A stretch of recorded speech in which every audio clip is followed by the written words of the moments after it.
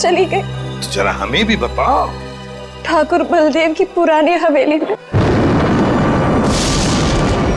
बलदेव भवन।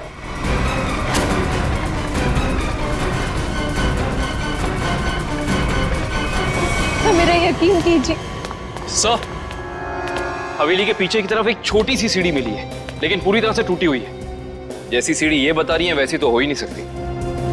सर, इस तरफ तो कोई सीढ़ियां है नहीं।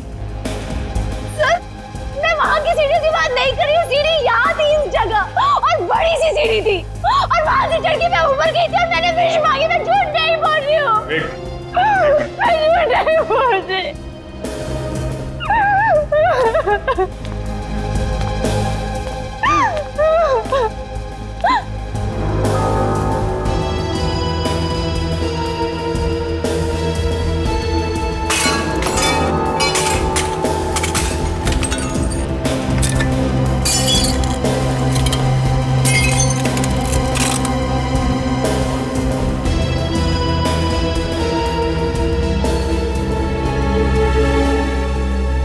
आओ अभिष्टा, देखो देखो तुम्हारी सीढ़ी। ये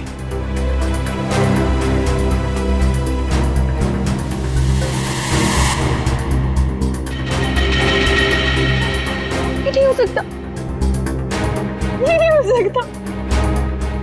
सीढ़ियाँ यही इसी जगह पर थी। किसने कहा था तुम्हें यहाँ इस हवेली में आने के लिए? तांत्रिक मिश्का ने। उसने कहा था कि इस हवेली में अपनी आंखों में पट्टी बांधकर जो भी विश मांगोगी वो पूरी होगी।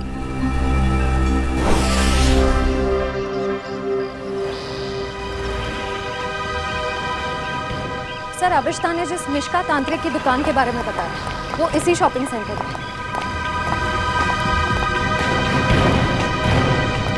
Shop number 108। ये पर ये तो कोई गोकाली इन्वेस्टमेंट का ऑफिस है। पक्का अभिष्टा ने इसी ऑफिस के बारे में बताया था। हाँ सर, उसने एड्रेस तो यही दिया था। रामू जल्दी करो, हमें शाम तक ये सब खाली करना है। Excuse me. जी कहिए। यहाँ इस दुकान में किसी मिशिका नाम की तांत्रिक का ऑफिस था, कहाँ गया वो? मिशिका से कुछ काम है आपको? जी। आप मिशिका के फ्रेंड हैं या क्लाइंट? हम सीआईडी से हैं। सीआईडी? अरे सर, कल ही मैंने मिशिका और उसके हस्बैंड प्रमोद की पुलिस में रिपोर्ट करवाई है। सर, कुछ पता चला उनके बारे में? आप कौन है? सर, मैं इस दुकान का मालिक हूँ, रमेश। और आपने मिशिका के खिलाफ रिपोर्ट क्यों लिखवाई? अरे सर, 2 हफ्ते पहले मैंने प्रमोद को ये दुकान भाड़े पे दी थी और उसने कोकाली इन्वेस्टमेंट का ऑफिस भी खोला था। और सर, मुझे अगले शनिवार को भाड़ा और डिपॉजिट देने का वादा भी किया था। आप उन्हें जानते थे कि बिना डिपॉजिट और किराए के आपने ये दुकान उन्हें भाड़े पर दे दी? नहीं मैम, मैं तो उनकी मीठी मीठी बातों में आ गया था, लेकिन परसों मैं घूमते हुए यहाँ पे आया तो मैंने देखा कि उसकी बीवी ने ऑफिस में एक तांत्रिक का तामझाम लगा रखा है और ये साइन बोर्ड भी लगा रखा है। फिर मैंने प्रमोद को कहा कि ये सब कुछ यहाँ नहीं चलेगा, तो प्रमोद ने मुझे कहा कि उसकी बीवी ने नया ऑफिस लिया है और 2-4 दिन में वहाँ चली जाएगी। कहीं और शिफ्ट करके क्या दोनों?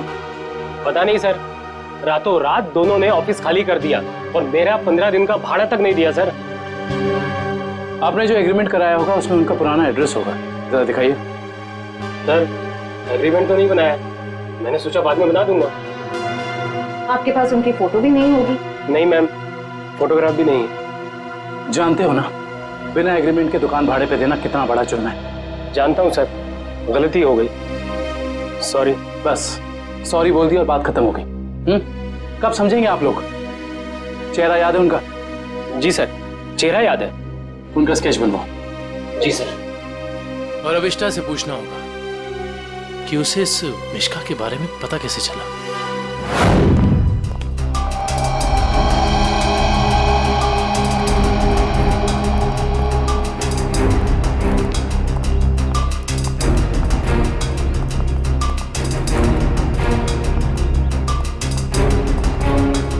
या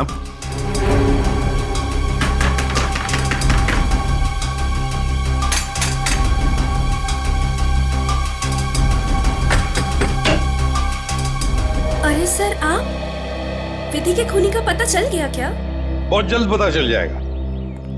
लेकिन तुम्हारे पास ऐसी कोई जानकारी है जो हम जानना चाहते हैं?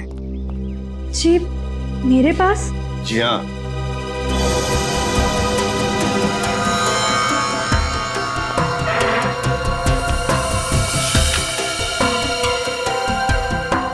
काफी शौकीन लगती हैं आप इन आत्माओं और अलौकिक कहानियों की। जी हाँ, मुझे डरावने उपन्यास और डरावनी फिल्में पसंद है। तुमने अभिष्ठा को उस तांत्रिक मिश्का के बारे में बताया ना? वो सर, उसका पता मैंने किसी प्रचार वाले पर्चे में पढ़ा था। वो प्रचार वाला पर्चा तो होगा ना तुम्हारे पास? देखो जरा। देखती हूँ।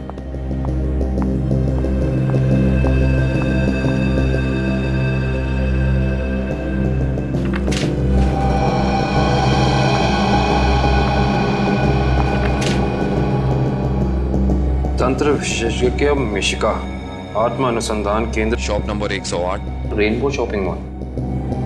सर, ये तो वही पता है जहां हम गए थे।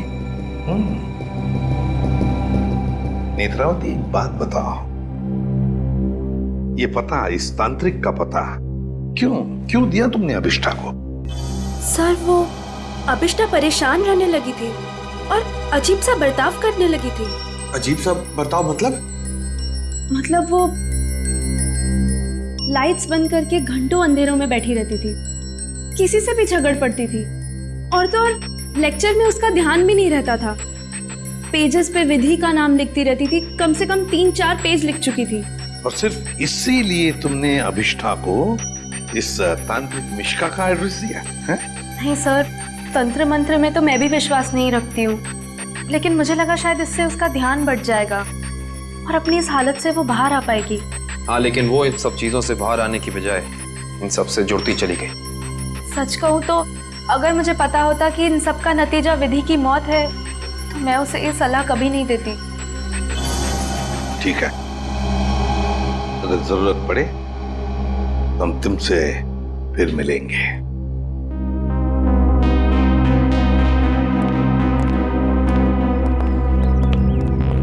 अभिष्ठा जी हमें तुम्हारा रूम चेक करना है। चलिए। चलो आइए।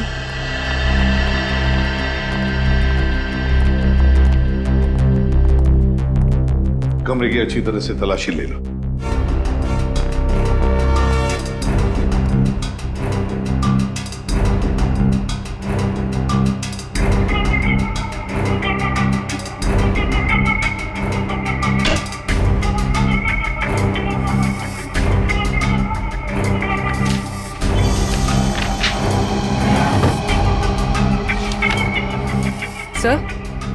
सर, ये देखिए,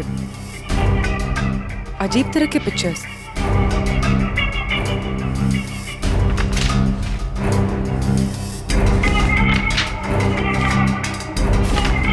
क्या है ये सब तुमने बनाई? मुझे पेंटिंग का शौक है। मेरे दिमाग में जो भी आया मैं वो पेंट करती हूँ। सर, किसी की तस्वीर मिली है। कौन है ये? तुम्हारे पापा? जी, मगर कुछ साल पहले ये गुजर गए। मेरे चाचा चाची ने मुझे पाला है। इनफैक्ट कॉलेज और हॉस्टल का खर्चा भी वो ही देखते हैं। सर, हाँ? ये दवाइयाँ मिली।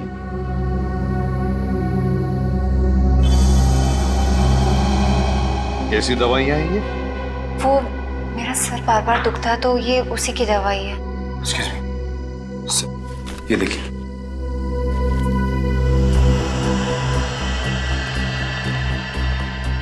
ये दवाइयाँ तो किसी साइकियाट्रिस्ट ने प्रिस्क्राइब की हुई है। सर, ये जरूर हमसे कुछ छुपा रही है। हाँ।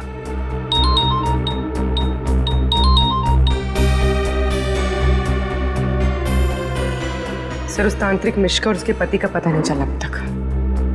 ठीक है, पहले इस साइकियाट्रिस्ट से मिलते हैं और पूर्वी अभिष्ठा पर कड़ी नजर रखो।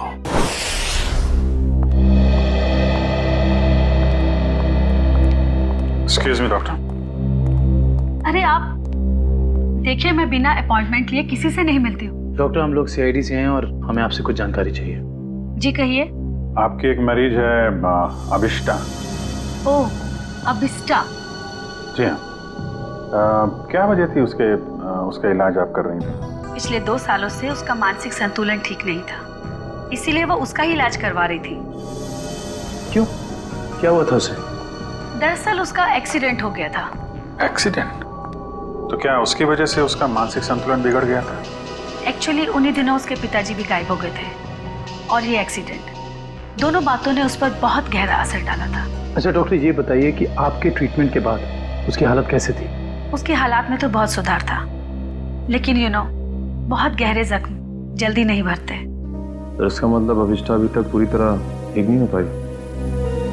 हाँ सर, और शायद इसी वजह से वो उन सीढ़ियों की बात कर रही है जो उस हवेली में है ही नहीं। अच्छा डॉक्टर, ऐसा हो सकता है क्या कि ऐसे मरीज इन्होंने कोई क्राइम किया और उसको छुपाने के लिए कहानी बना रहे हो कि मैं खुद विक्टिम हो गई हूँ, और ऐसा हो सकता है क्या? देखिए, mind is a very complex thing. मैं तो क्या, दुनिया का कोई भी डॉक्टर इसके बारे में एग्जैक्टली नहीं बता सकता। ये तो है। Thank you very much.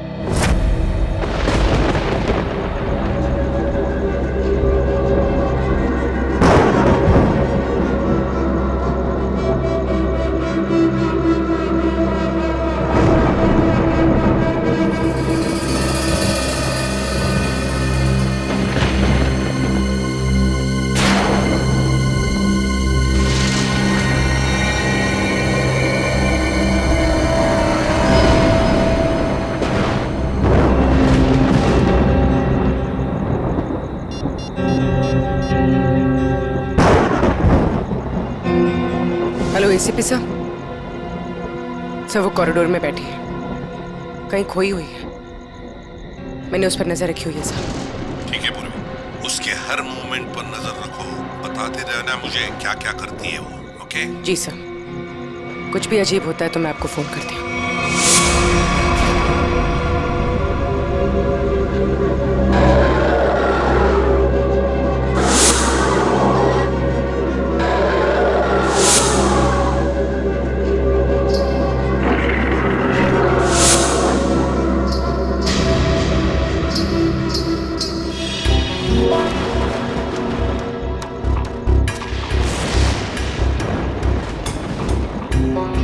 घुंघरू की आवाज।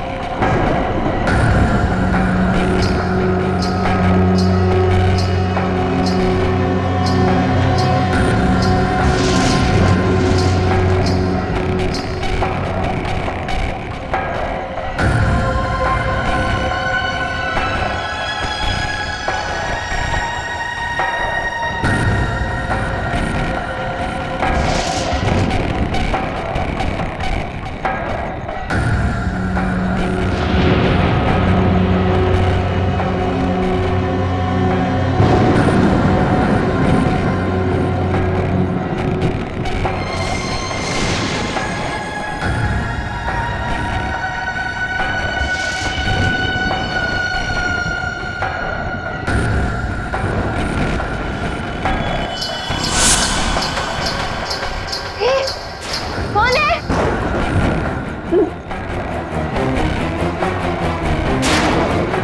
कौन है? चंदा तुम?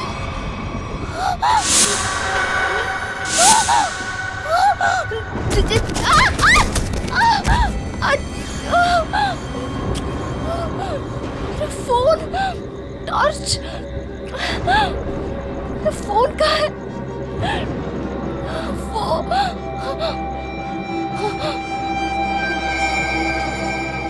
चंदा कहाँ गायब हो गई?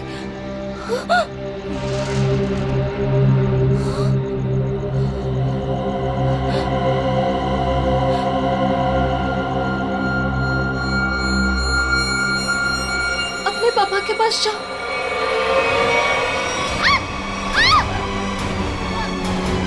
बचाओ बचाओ बचाओ!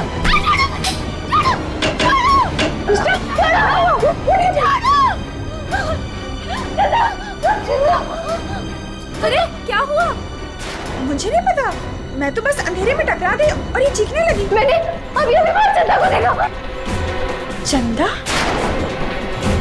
चंदा? चंदा कौन है? कोई नई हॉस्टल में रहने आई है? नहीं नहीं, वो ना लाल साड़ी में है। वहाँ इधर, वहाँ सीढ़ियों के पास।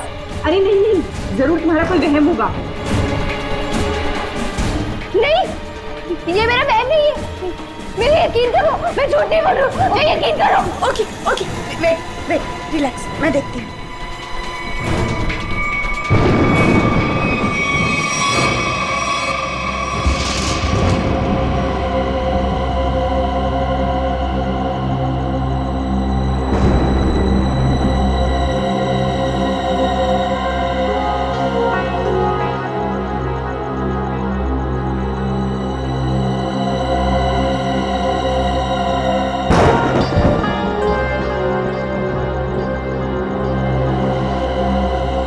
यहाँ पर तो कोई भी नहीं है और कुछ लिखा भी नहीं है।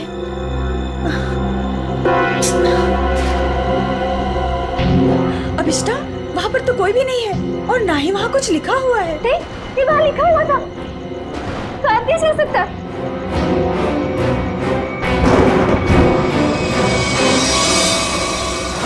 हॉस्टल से उस लाल साड़ी वाली औरत के बारे में कुछ पता चला? नहीं सर, पूर्वी ने पूरा हॉस्टल चेक किया है, ऐसी किसी भी औरत के होने का सुराग नहीं मिला है। और जो लाइट गई थी थोड़ी देर के लिए, कोई बाहर वाला था क्या? सब पूर्वी ग्राउंड फ्लोर पर थी और भी कई स्टूडेंट्स थे वहाँ पे। ऐसे किसी का मेन स्विच ऑफ करके गायब हो जाना इतना आसान नहीं हो सकता। और जो दीवार पे लिखा था खून से, उसके बारे में क्या बताया? नहीं सर, दीवार पे किसी भी खून का निशान नहीं मिला और ना ही ऐसी किसी लाल स्याही का निशान मिला है जो अचानक हवा में उड़ जाए, गायब हो जाए। इसका मतलब सबिष्टा की दिमागी हालत बहुत बुरी है, तभी उसे ये सब दिखाई दे रहा है।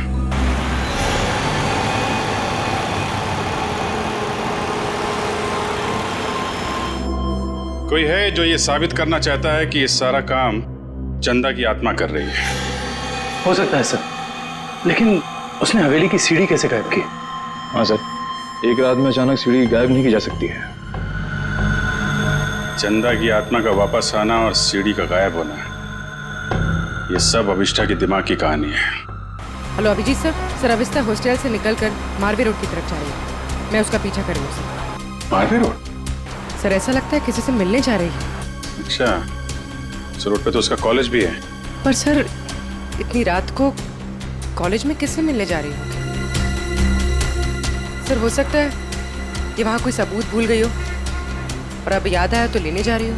नहीं, वहाँ पे कोई खास सबूत तो मिला नहीं था, कुछ और ही बात लगती है।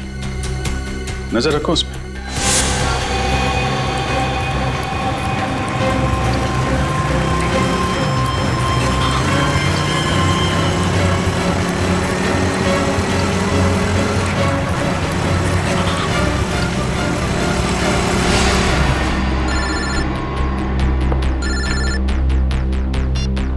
हाँ पूर्वी? सर ये तो शहर से बाहर निकलने वाली एफडी रोड पर जा रही है। FD road? उस तरफ तो जंगल है। सर कुछ समझ में नहीं आ रहा है ये जा कहाँ रही है। ठीक है, देखो मगर ध्यान से, थोड़ा होशियार रहना।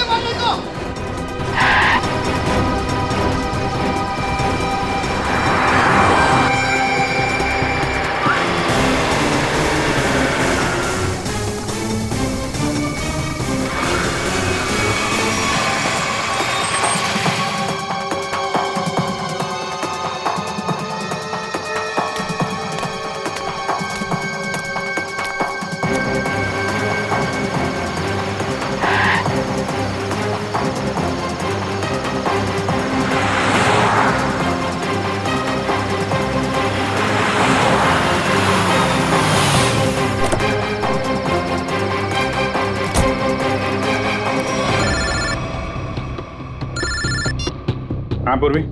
सर वो जंगल के अंदर घुस गई है, मैं उसका पीछा करती हूँ। ठीक है, तुम भी जाओ, लेकिन थोड़ा संभाल के, होशियारी से, हैं?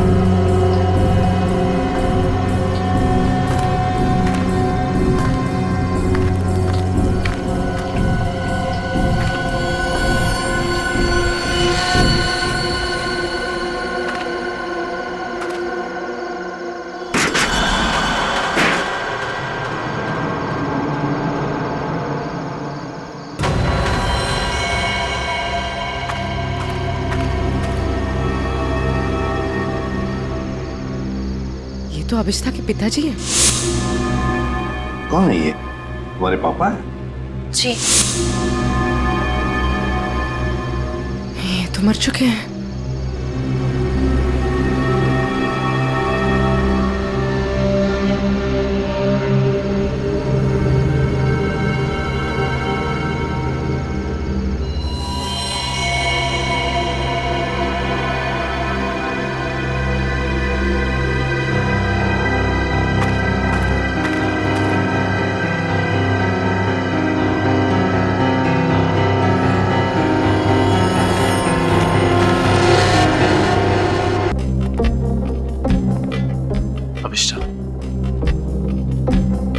सच्चाई तक पहुंचने के लिए हमें तुमसे कुछ सवाल करने हैं। तुम जितना बता सकती हो बताना, बस ज्यादा टेंशन मत लेना। जी। क्या आप पहले से जानती थी कि आपके पिता पिछले 2 साल से जंगल के उस केबिन में छिपे हुए हैं? नहीं, इनफैक्ट 2 साल से मैं अपने पिताजी की तलाश भी नहीं कर रही थी। तो फिर तुम्हें उनके ठिकाने का कैसे पता चला? मुझे कुछ याद नहीं। मुझे कुछ याद नहीं कि मैं वहां कैसे पहुंची। याद करने की कोशिश करिए। कुछ तो ऐसा हुआ होगा कि तुम वहां उस केबिन तक पहुंच गई। नहीं, मुझे पता नहीं क्यों अचानक मुझे वो जंगल और उस कैबिन के फ्लैशेस दिखाई देने लगे। फ्लैशेस? इसका मतलब वो जगह आपने जंगल में पहले भी कभी देखी होगी।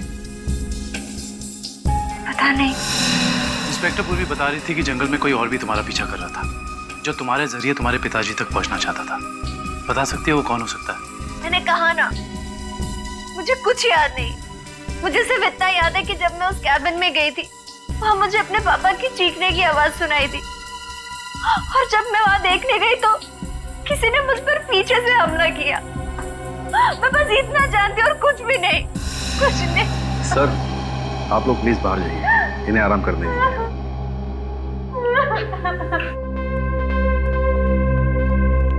सब अभिष्टा के पिताजी के बारे में ज्यादा कुछ जानकारी मिली नहीं। उस केबिन की छानबीन करते हैं, वहीं से कुछ पता चलेगा। 2 साल तक उसके पिताजी यहाँ छिपे क्यों थे, जबकि उनकी बेटी यहाँ पास ही के शहर में मानसिक तौर पे बीमार थी? सर, अभिष्टा के पिताजी का बैंक स्टेटमेंट मिला।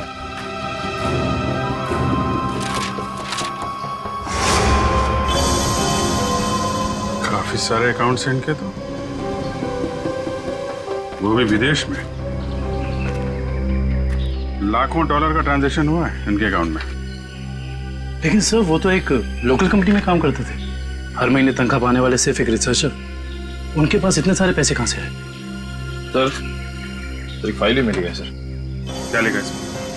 इस फाइल में लिखा है कि कंपनी इनके खिलाफ जांच के आदेश दिए थे। किस तरह की जांच थी? कंपनी में उनका कामकाज का तरीका अच्छा नहीं था, ड्यूटी के टाइम गैर हाजिर रहते थे, इसलिए सस्पेंड कर दिए गए थे। लेकिन सर, जो इन्फॉर्मेशन हमें मिली है उसके मुताबिक तो वो एक ब्रिलियंट रिसर्चर थे और अपने काम में काफी माहिर थे। माहिर थे, मगर शायद ईमानदार नहीं थे। तो शायद इसीलिए उनका खून हो गया। हो सकता है। शायद ये भी हो सकता है कि अभिष्टा के जरिए कोई उनसे कोई सीक्रेट जानकारी निकालना चाहता हो। सर, लेकिन अभिष्टा और उनके पिताजी के बीच में 2 साल से कोई कांटेक्ट भी नहीं था। अभिष्टा के कॉल रिकॉर्ड में ऐसा हमें कोई भी कॉल नहीं मिला जो उसने अपने पिताजी को किया हो। हाँ दिव्या, कुछ याद आया क्या? क्या अभिष्टा हॉस्पिटल से भाग गई?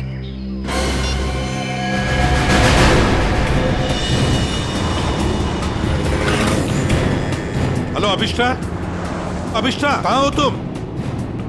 हवेली में? हेलो हेलो अभिष्टा, तुम ठीक तो हो? हेलो हेलो, लगता है अभिष्टा किसी मुसीबत में हवेली में है। वो फोन चालू है मगर वो बोल नहीं रही है।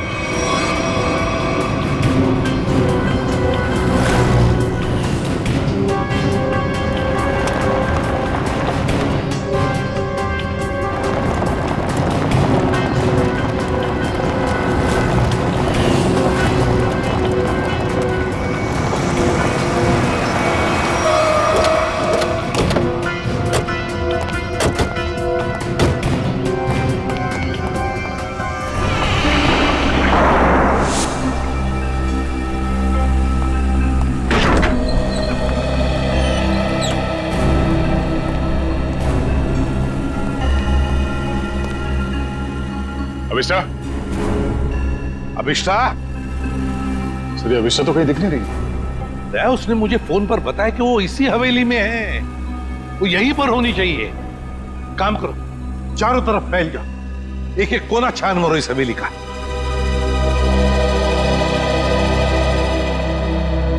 अभिष्टा,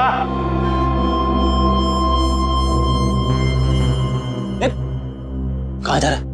अभिष्टा को ढूंढने से। मेरे साथ चल। अभिष्टा का तो पता नहीं है, मगर यहाँ पे आत्मा जरूर होगी। कभी सीढ़ी बनाती है तो कभी गायब कर देती है। इन आत्माओं का कोई भरोसा नहीं होता। मेरे साथ चल चल। लगता नहीं है ये अभिष्टा यहाँ पर आई थी। कैसे हो सकता है? उसने मुझे बताया था कि वो हवेली में ही है, हवेली में। उसका फोन ट्रैक करके देखो।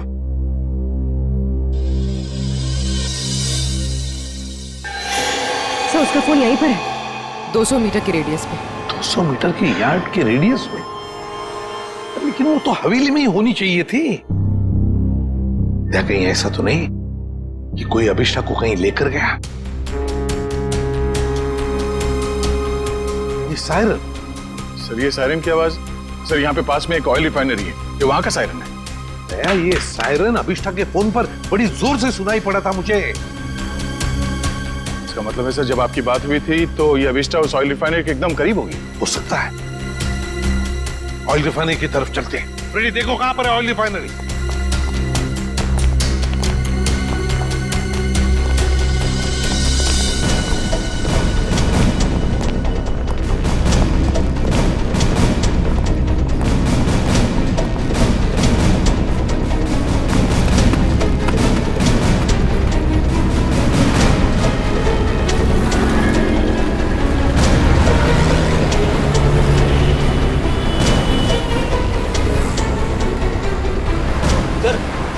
ऑयल रिफाइनरी भी यहीं पे दिखा रही है।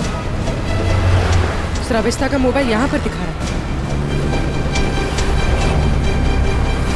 सर ये रास्ता तो बंद है आगे।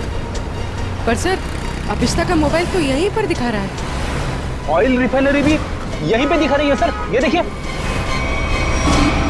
और अभिष्ठा के मोबाइल पर सायरन बज रहा था रिफाइनरी का, बड़ी तेजी से बज रहा था। इसका मतलब अभिष्ठा यहीं कहीं आसपास में होनी चाहिए। कोई और रास्ता है क्या? देखो जरा।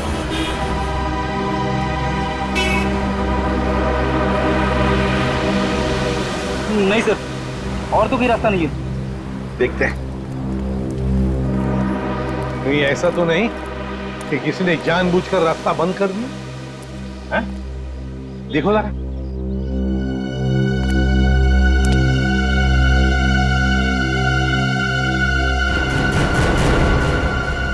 नहीं सर, रास्ता जबरदस्ती बंद किया गया है। आगे रोड खुला है। तो फिर दया, छोड़ दो इसे।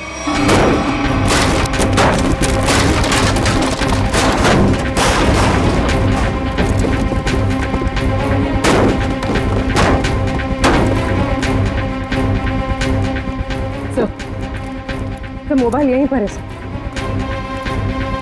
सर अभिष्ठा का मोबाइल यहीं पर है। सर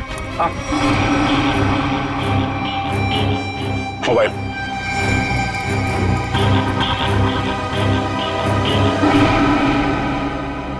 दूसरी हवेली? एक जैसी दो दो हवेलियां, ये कैसे हो सकता है सर? कहीं ये भूल भुलैया तो नहीं है? देखो जरा।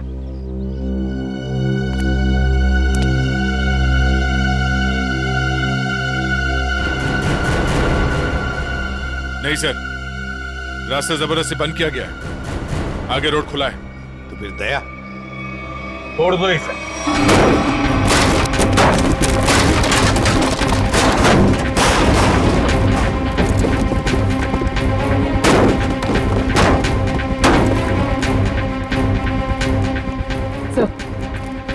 सर मोबाइल यहीं पर है सर। सर अभिष्ठा का मोबाइल यहीं पर है। Sir mobile.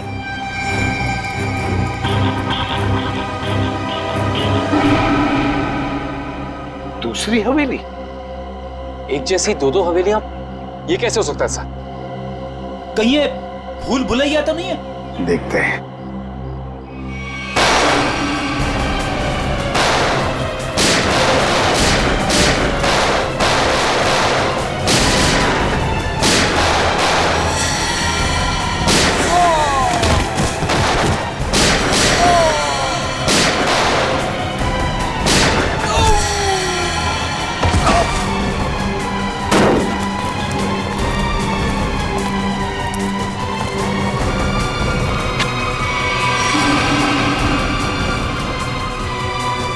गुंडों को तो मार दिया, आत्मा को गोली कहां से मारूं?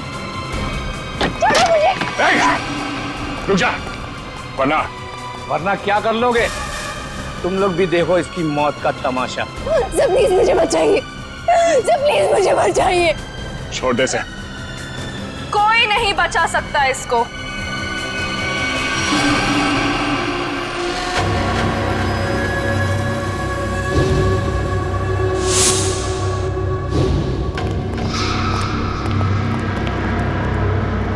नेत्र, नेत्रावती तुम? हाँ मैं। एसीपी साहब, मैंने तो सोचा था कि मैं इस हवेली को जलाकर इसका नामो निशान मिटा दूंगी। फिर किसी को पता नहीं चलेगा कि एक जैसी दो हवेलियां हैं, एक सीढ़ी के साथ और एक सीढ़ी के बिना। और फिर आप सब लोग अभिष्टा को ही पागल समझेंगे। लेकिन अभिष्टा ने यहाँ आकर तुम्हारे प्लान पे पानी फेर दिया। हाँ, लेकिन मैं मेरा प्लान इतनी आसानी से बदलने नहीं दूंगी। तुम ऐसा कुछ मत करना नेत्रावती जिससे तुम्हें जिंदगी भर पछताना पड़े, समझे? पछताओगे तो तुम सब, क्योंकि अभिष्टा के साथ तुम सब मरोगे।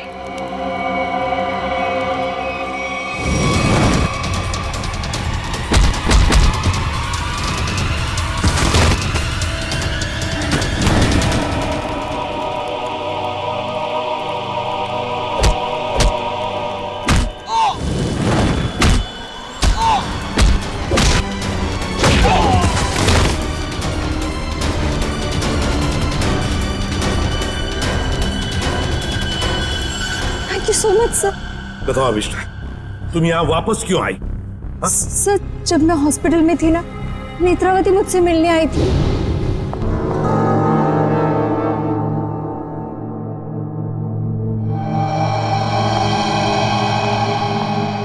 अभिष्टा, अभिष्टा, नेत्रावती तुम? आराम से। अभिष्टा, ये सब कैसे हो गया?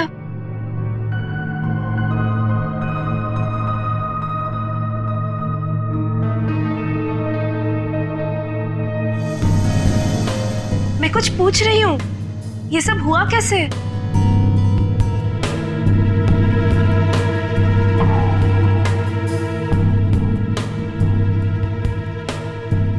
मुझे याद नहीं है।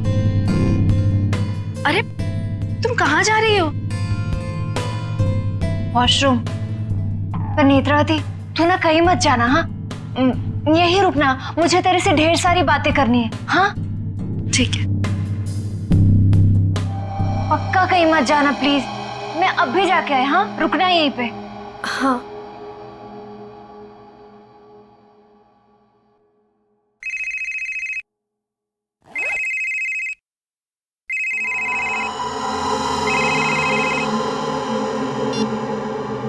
हेलो। हाँ हाँ, घबराओ मत, हमारा प्लान कामयाब हो गया। उसे कुछ याद नहीं है।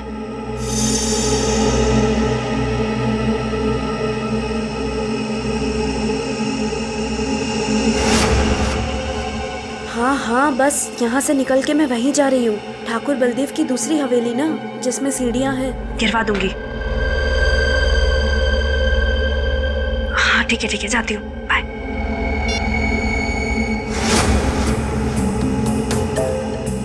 अभिष्टा। हाँ, मैं ना निकल रही हूँ, कुछ जरूरी काम है। Okay, bye. बाय।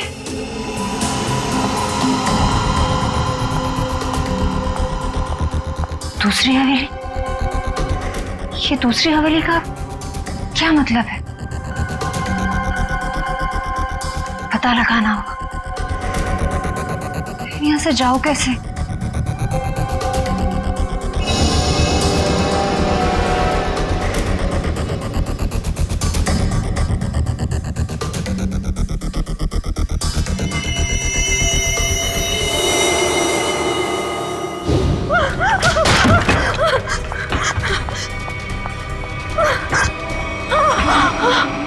कौन करवा रहा है तुमसे ये सब?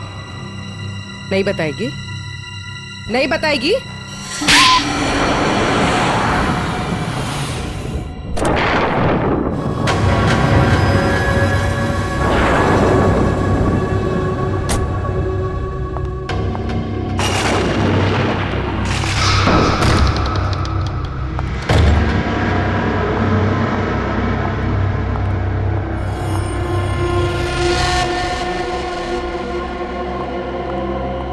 नेत्रा, तुम्हें पता है ना हमारी थोड़ी देर में फ्लाइट है, हमें हमेशा के लिए यहाँ से निकल जाना है। और तुमने ये हवेली जलाई क्यों नहीं अभी तक? माँ, एक प्रॉब्लम है। इतना छोटा सा काम नहीं कर पाए तुम।